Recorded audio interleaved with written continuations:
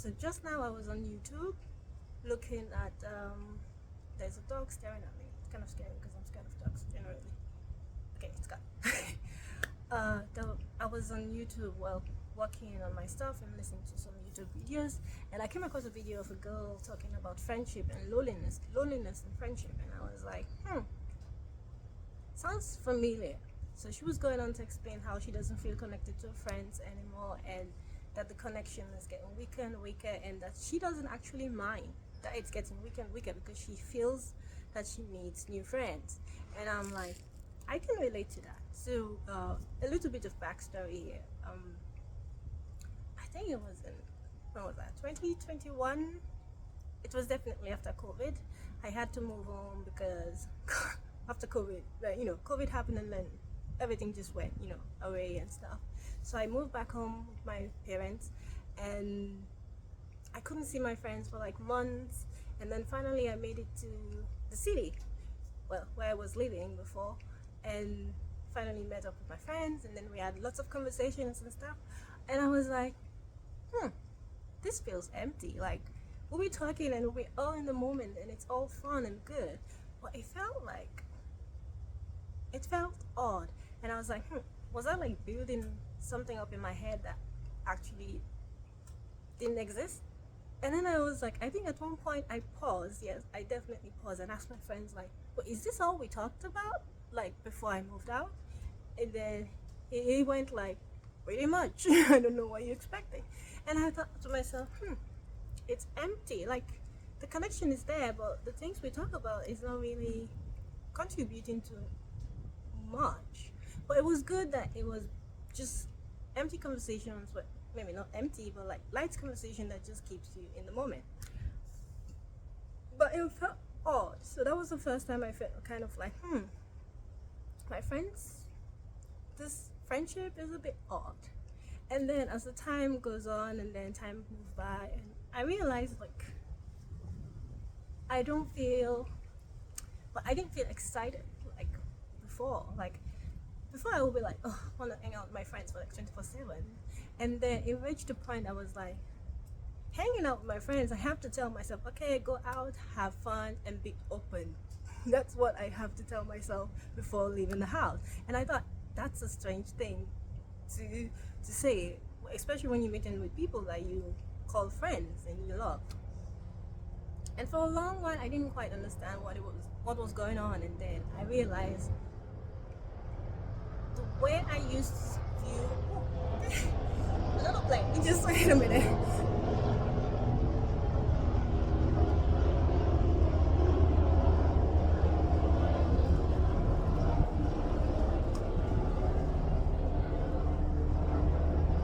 Okay, I think it's good enough. So I realized that at that time, I think it was like around 2023. Yeah, it was definitely 2023. I just realized that my views on friendship has changed, and this is partially because I started living by myself, but also because I started like looking into who I am, what do I want, what motivates me and stuff. Like it was not the actual start of it, but like it was like the start. It becomes more deepening. I was deep into figuring out who I am and what I want, and I was like I was not compromising about stuff anymore, and I was changing my views on myself. So I guess because of that, it also directly influenced the way I view friendship. So I start to look at my friendships and then realizing like, oh, this bond is not as strong as I thought it was. This one is maybe not what I want. And it was like kind of hard because I also went through a friendship breakup at that time, and it caused me to actually pause and think of friendship in a way that, so basically before I used to think if you have been friends for like more than 3-4 years, this is a friendship that will last forever. But then when that friendship breakup happened, I realized that the duration of a friendship doesn't matter actually. And there comes a time when you have to decide if you're gonna put your friend first or you're gonna put yourself first. And the situation back then was like this friend had a certain habit that triggers something in me, and I normally react in ways that I don't like. So basically, it's not like I fight or anything. It's just like, how do I explain this? So basically, this friend had a certain image of me in his head. So definitely, so what was happening was this friend has a certain image of me in their head, and I have outgrown that image, obviously, and I was building myself, and I was like setting boundaries, and I guess it just reached a point where I had to ask myself, if you want to obtain this new boundary and keep this new boundary, this new promise that you set up for yourself, will you still like keep the friendship with this person, even though it's completely contradicts what you're trying to build? And I reached a point I was like, even though we have been friends for like ages, well, it felt like ages, but it was actually just 5 years or 3 years. I realized it doesn't work. It's not worth it. Basically, I have to be honest to myself. I have to keep the promises that I made to myself, and if something contradicts that, I cannot stick around with it. So I had to like call off the friendship. Well, I had a friendship break up, and because like this friend was connected to all of the other friends, it was really a big moment, because that forced me to look at all of the other friendships that was like surrounding this. So this friend group, I had to actually look at it and be like, so okay, where do I stand with these people? Because everyone was kind of shocked that I was like, no, we don't want to be friends with this person anymore, and everyone had their own reaction to it. So that also influenced the way I saw my friends, because I was like at a certain level in my spiritual growth, and I was seeing things differently. And because I saw things differently with this friend, that's why I call it off. And so I had this expectation of my other friends doing the same thing. I'm so sorry, I'm just sweaty because it's so hot. I was having the expectations of my friend doing the same thing. Well, I wasn't expecting like the same reaction, but I was expecting a certain strong reaction from them in regard to this friend. But their reactions were like, no, it's not gonna be like that.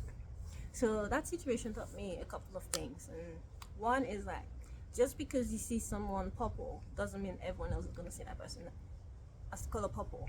It just doesn't work like that. And two, this one was really hard for me to embrace. I'm not gonna lie.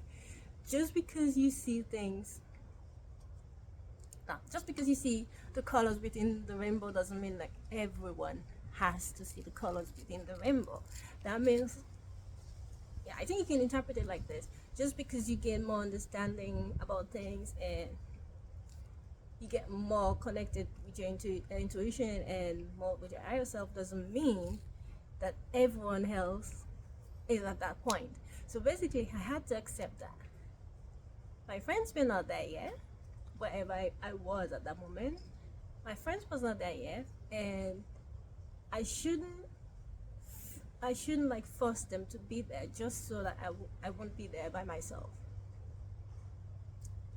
So just give me a moment. Okay, I'm back.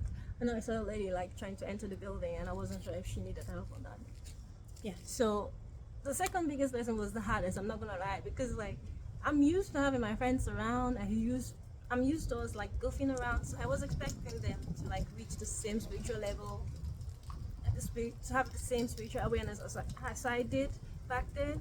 And when it turns out not to be that case, I was really having trouble, because when you surround yourself with people who don't have the same spiritual awareness as you do, you realize you just pick up on stuff, and that influences the way you see them, the way you interact with them. It's just like you find yourself having difficulty hanging out with them, because it's just, if you do hang out with them because of the way they are, which is not bad, everyone is on this journey in their own time and in their own space and pace, so you just have to be accommodating to that. But it's just like when you're at a certain level, and especially when you're new to spirituality and stuff, you kind of want everyone to be there with you, but it's not gonna be like that.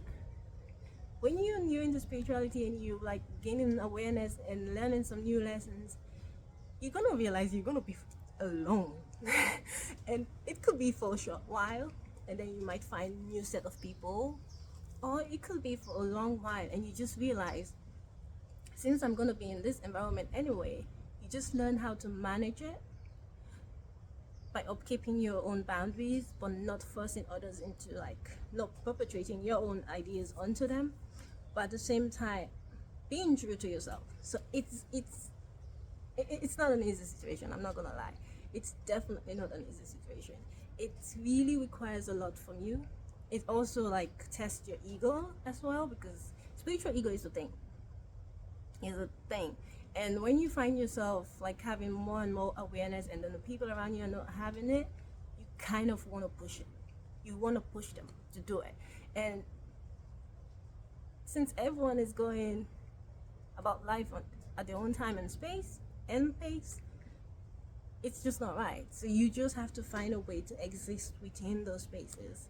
And it's not easy, to be honest. It's definitely not easy, but it's definitely also part of the journey. So yeah, so while I was watching the video, I was like I could see like she's starting a journey, and she seemed to be embracing the loneliness, but she's painfully aware that she could balance, like move back and forth, like sway, because no one wants to be lonely. But loneliness sometimes, well, no, I think I have to change the wording. It's aloneness. Yes, being alone is important. If you feel loneliness because of the way you are and where you find yourself in life, I think it's wise to find out the source of it. Are you being lonely because you're missing certain aspects of yourself? Are you lonely because there's no one around? Or are you lonely because you're going through certain things and you just need it, this alone time? And I think that's something, back then I used to struggle with that, I'm not gonna lie, because I was like, I don't want to be alone. But then again, I'm an introverted person. Well, I'm being in the middle. But I'm like, I tend to be more introverted, and I'm like, I don't mind being alone, actually. And as time goes by, because I learned to embrace being alone and just enjoy my time, I realized actually that I love being alone, which can also be a problem, if you know what I mean.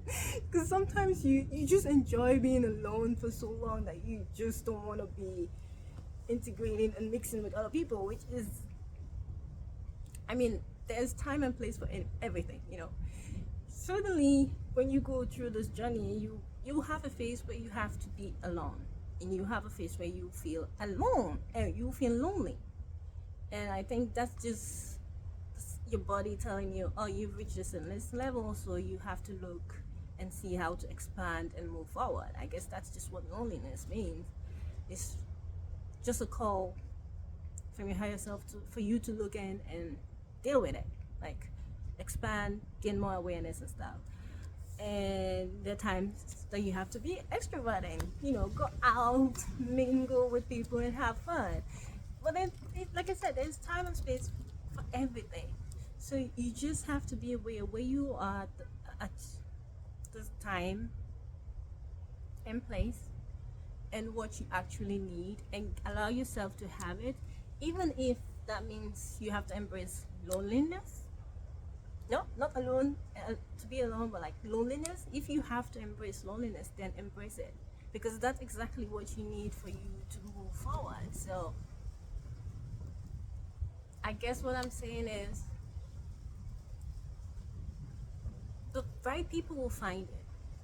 And regardless where you are, it can be in physical form, it can be in the spiritual form, but the right people will always find you.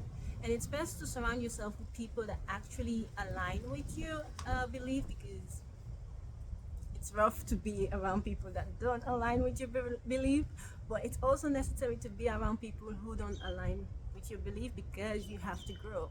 And you cannot grow in comfortable situation all the time. You need someone to like challenge you, exactly, to challenge you so that you can move forward and don't sit in your ego or whatever sort of spiritual form. So in a way, it's good to have people around you. Let's just put it like that. It's good to have people around you, but also good to know when you need to be alone and just be with you.